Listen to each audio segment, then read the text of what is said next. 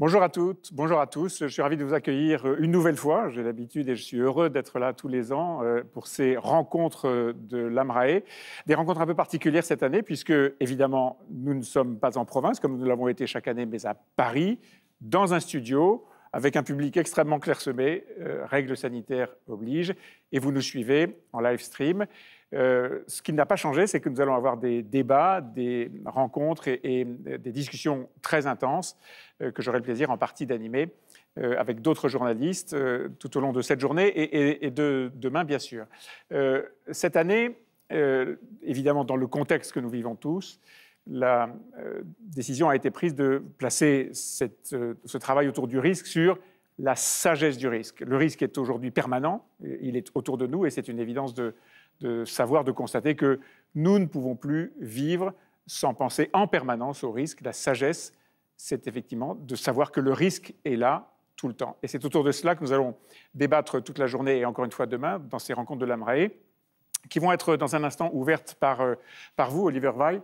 Je me tourne vers vous. Vous êtes le nouveau président de l'AMRAE. Vous êtes par ailleurs le directeur des assurances et des risques chez Veolia. Mais aujourd'hui, vous êtes là comme président de l'AMRAE et vous allez avoir à la fois la tâche et l'honneur d'ouvrir pour vous ces premières rencontres de l'AMRAE, pour nous ces nouvelles rencontres de l'AMRAE. À vous, Oliver Weil. Merci. 3000. Nous sommes encore 3000, comme l'an dernier à Deauville. Et nous n'avons pas à l'époque produit de cluster. Nous étions déjà lucides et préparés en février 2020, adaptés lors de la journée scientifique de septembre et enfin novateurs aujourd'hui. Au nom de l'AMRAE, je vous souhaite bienvenue au studio Gabriel, sur ce plateau de la Grande Librairie, avec un public de 40 spectateurs assis à 2 mètres de distance les uns des autres. Et 3000 à l'audimat, plus de 3000 à l'audimat, pour se nourrir et gagner en sagesse, celle du risque, et pour brosser les contours de ce qui peut et doit être l'immunité collective. Vaccinés contre la Covid-19 ? Nous ? Pas encore. Nous sommes bien trop jeunes. Mais des anticorps contre les décisions étonnantes ? Oui, des décisions étonnantes dans un monde qui se lézarde. Ces anticorps, nous sommes nombreux à en avoir produit. Et nous sommes prêts à les partager. J'y reviendrai. Car je le dis haut et fort, si notre monde se lézarde, ce virus n'en est pas la seule cause. Cette crise concentre toutes les affres des précédentes. Elle attise les spéculations, les peurs entretenues, le complotisme, crispe les avis sur des causes exotiques, confine les esprits au-delà des corps et asphyxie l'économie et la jeunesse. Cette pandémie vient secouer et bouleverser des modèles qui ne fonctionnent plus. Le ou les récits, s'ils existent, sont brouillés. Le futur, pour certains, et pour notre jeunesse en particulier, j'insiste là-dessus, est en train de s'écrire « No future ». Et ce n'est pas tolérable. Chers amis, disons-le, un minimum de bon sens que d'aucuns qualifieraient de risk management public serait salutaire.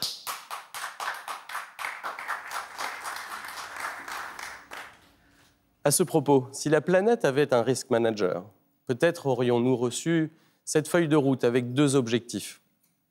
Unir les mesures techniques et institutionnelles pour promouvoir de nouveaux chemins et, surtout, ne pas voler aux nouvelles générations l'espérance d'un futur meilleur. Chers amis, vous servez un engagement, lui, sans faille. Vos organisations en les protégeant des chocs actuels et à venir. Et l'AMRAE, sans parti pris politique, offre ses anticorps, partage et développe la culture du risque, c'est-à-dire son vivier d'expertise pour aider notre pays à faire face. Car vous et moi savons que dans le monde actuel, nos entreprises ont les capacités technologiques, organisationnelles et financières pour venir à bout de cette pandémie.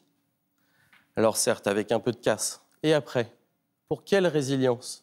Quelle robustesse ? Pour revenir au monde de décembre 2019 ?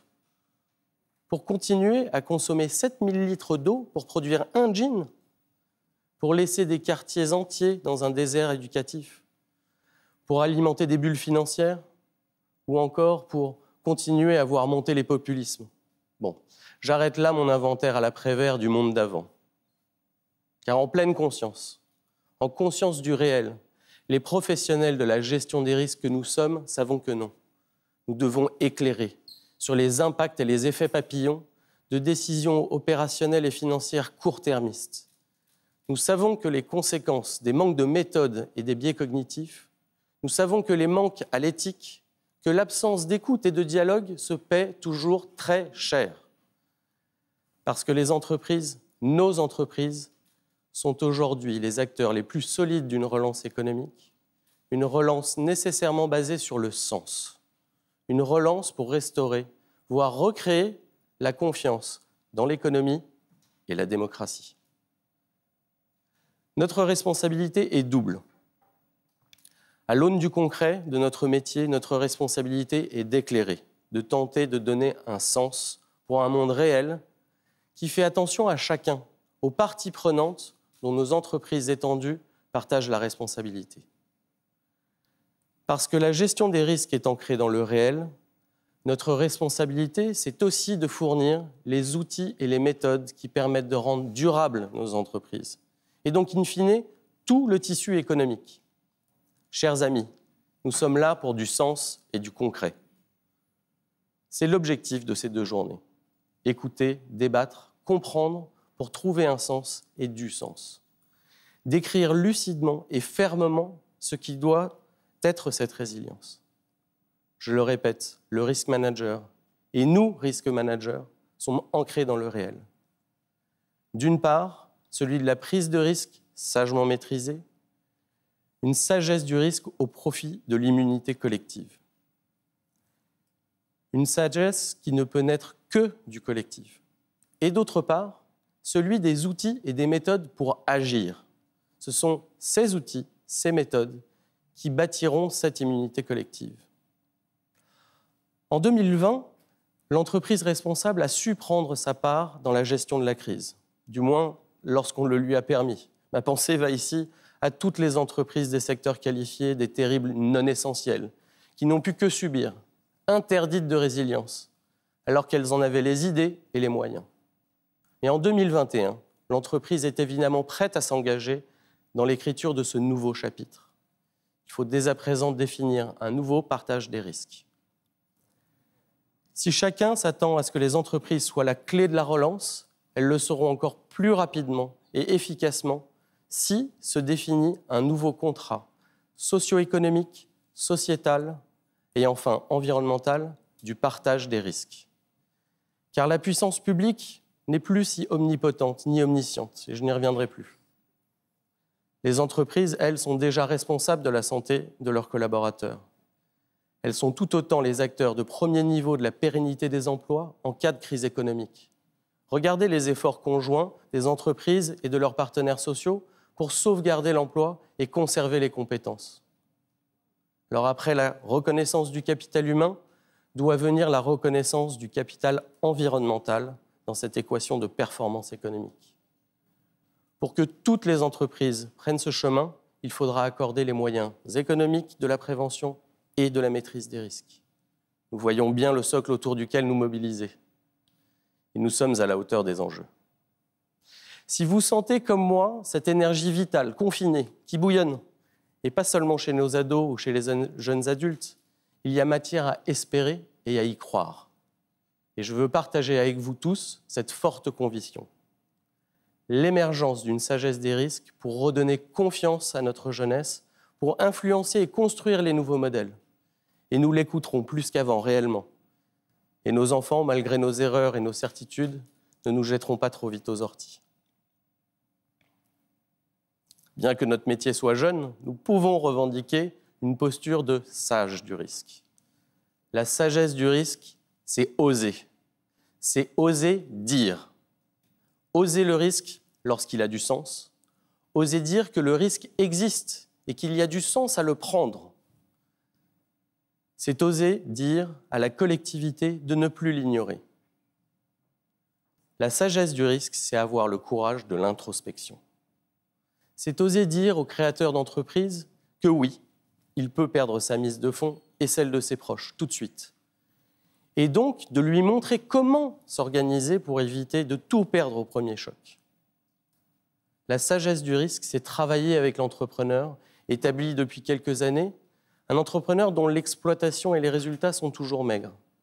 C'est dire à cet entrepreneur qu'il ne faut pas desserrer la ceinture trop vite et qu'il faut provisionner encore un peu en cas de pépin. La sagesse du risque, c'est aussi dire aux investisseurs en capital de ne pas être trop gourmands en dividendes, pour qu'ils puissent être investis en prévention ou mis en réserve pour tenir les chocs futurs. La sagesse du risque, c'est continuer, sans relâche, le dialogue franc et pédagogique avec toutes les gouvernances, privées et publiques. Et la sagesse du risque, c'est aussi le courage de l'innovation.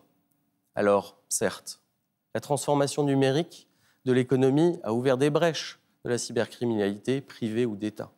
Mais cette transformation numérique a également ouvert de nouvelles voies de croissance pérenne. D'ailleurs, pour les entrepreneurs, le digital a amorti les chocs économiques de la pandémie.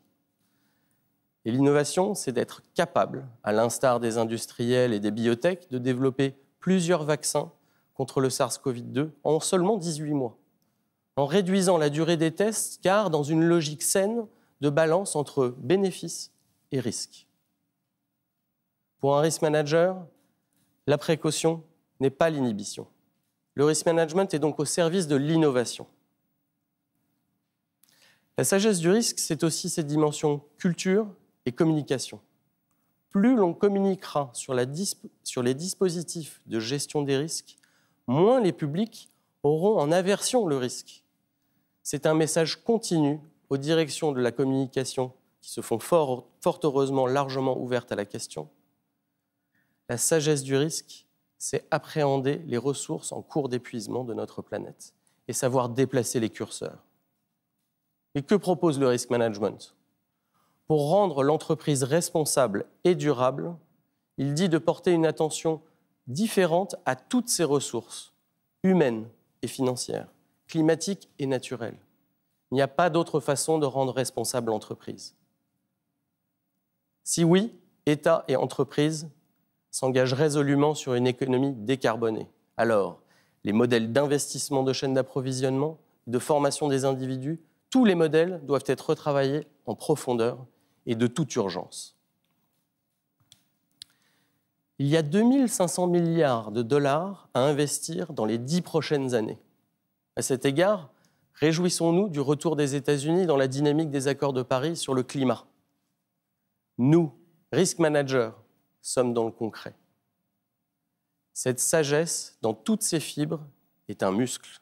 Il se nourrit des efforts permanents de l'entraînement pour gagner en souplesse et en robustesse et permettre à nos entreprises de gagner et de conserver des clients, pour continuer d'attirer de nouveaux candidats et talents et pour protéger les emplois et les territoires où ils s'exercent. Le risk management est d'essence inclusive. Nous, risk managers, ne devons laisser personne au bord de la route, ni à l'extérieur de nos cartographies. C'est parce que chaque avis compte et doit être pesé que la gestion du risque sera réellement native. Alors, en gérant vraiment par les risques, l'entreprise pourra revendiquer une croissance responsable. Et c'est ici même la raison d'être de l'AMRAE. Donc dès à présent, je dis merci. Merci à chacun des intervenants de ces 2 journées. Ils ont répondu présent à l'appel de notre programme parce qu'ils lui ont trouvé une vraie résonance. C'est leur souhait sincère de s'engager à partager sans tabou leur expertise et leur vision. Et ceci est une première victoire face à cette crise. Leur diversité et leur pluralité est une forme d'aboutissement. Et quand j'entends les positions récentes des pouvoirs publics sur le financement du risque, j'éprouve un vrai pincement au cœur pour l'AMRAE et de la gratitude pour les dirigeants de l'association qui m'ont précédé. Et sur ce dernier point, le financement du risque, je vous invite à saluer dès maintenant le magnifique travail de Brigitte Boucaud et de toute l'équipe AMRAE au cours des derniers mois.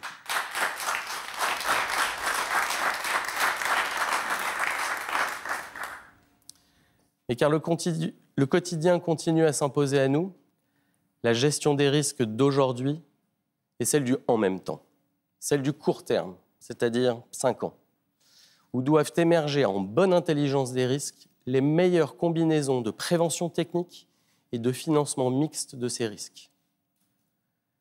Car oui, au-delà de l'évidente urgence, il y a un sens au financement du risque. À l'heure du réchauffement climatique avéré, de la montée des océans, l'adage « mieux vaut prévenir que guérir » n'est plus d'actualité. Il nous faut agir simultanément sur les 2 fronts. Investir dans la prévention constitue le fondamental de l'entreprise responsable. Et sur le financement des risques systémiques, Brigitte le disait déjà en 2016, les risques protéiformes, systémiques et corrélés n'obéissent pas au modèle d'assurance traditionnel qui cherche à les mutualiser. Les nouveaux risques en puissance sont à la limite de l'assurabilité. Mais je suis un optimiste invétéré. La nature a encore des ressources. Le désert n'est jamais tout à fait un désert. Et les positions que l'on croyait figées ne sont plus, à l'instar des avancées des pouvoirs publics sur le financement des risques d'entreprise. Mes chers amis, si les entreprises s'organisent pour mieux financer leurs risques, si l'État s'implique, je veux tout autant de la réciprocité des partenaires historiques des entreprises. Oui, pour que la construction de la résilience devienne une expression porteuse de sens, sa construction doit s'inscrire dans la réciprocité. Les tensions lors des derniers renouvellements de nos contrats d'assurance illustrent la fragilité de cette réciprocité. Alors que les entreprises ont travaillé pour rendre leurs risques attractifs, la qualité de leur risk management a souvent été recalée par les assurances, sous des prétextes étonnants. Si la culture du risque est une résilience, elle ne peut vivre et grandir que dans son partage. Sur le pont de l'entreprise responsable, il n'y a eu aucun abandon de poste. Il ne peut y en avoir chez les assureurs, nos partenaires historiques. Or, aujourd'hui, la ligne de fracture est proche. Raison pour laquelle je souhaite voir ces 2 jours comme un espace tranquille au cœur du cyclone. Espace où les esprits peuvent renouer avec le réel des possibles, avec des décisions fortes. Il y a pour chacun une opportunité historique à risquer le risque. Car la sagesse du risque, c'est savoir discerner. C'est un fait. Les entreprises dont la gestion des risques était au rendez-vous s'en sont moins mal sorties que celles qui n'avaient pas de politique de risk management. Nous aurons appris que le signe noir des cartographies des risques peut surgir. Le déni, j'insiste, nous est interdit. Pour mieux servir nos prospérités anciennes ou nouvelles, et certainement plus sobres que les actuelles, renforçons les clés d'un discernement, d'une conscience qui ne vilipende aucun système, mais qui cherche à en améliorer le sens. Pour conclure, je vais inviter un gestionnaire méconnu de risque, Platon. La cité idéale à laquelle le sage réfléchissait ressemble à s'y méprendre à l'entreprise responsable. Mais en lieu et place d'une stratégie des risques, le philosophe pose un consensus sociétal organisé autour de 4 vertus cardinales permettant de prévenir les aléas. La sagesse, le courage, la tempérance et la justice. Mais que propose le génie athénien ? Propose que l'homme se réconcilie en conscience au réel, qui n'est entier qu'avec sa part d'aléa. Être en déni du risque, c'est refuser l'histoire à inventer. Refuser de financer le risque, c'est nier les opportunités de le dépasser. Car l'intendance ne suit pas, ou plus. Mais a-t-elle jamais suivi ? La résilience nouvelle que nous devons définir et formaliser ensemble pour bâtir l'immunité collective attendue s'inscrit, quoi qu'il arrive, dans un cadre éthique absolu, avec une jeunesse embarquée et une intelligence collective qui n'a pas peur de prendre des risques et d'oser. Oser, avec la résilience à l'esprit et la jeunesse au cœur. Sans attendre, agissons avec raison et implication pour que leur avenir résonne. Alors, chers amis, parce que l'AMRAE est un creuset d'intelligence collective, je vous invite à écouter les intervenants que nous avons réunis pour vous et que notre complice Nicolas Bétou va maintenant vous présenter. Et je vous souhaite de magnifiques journées.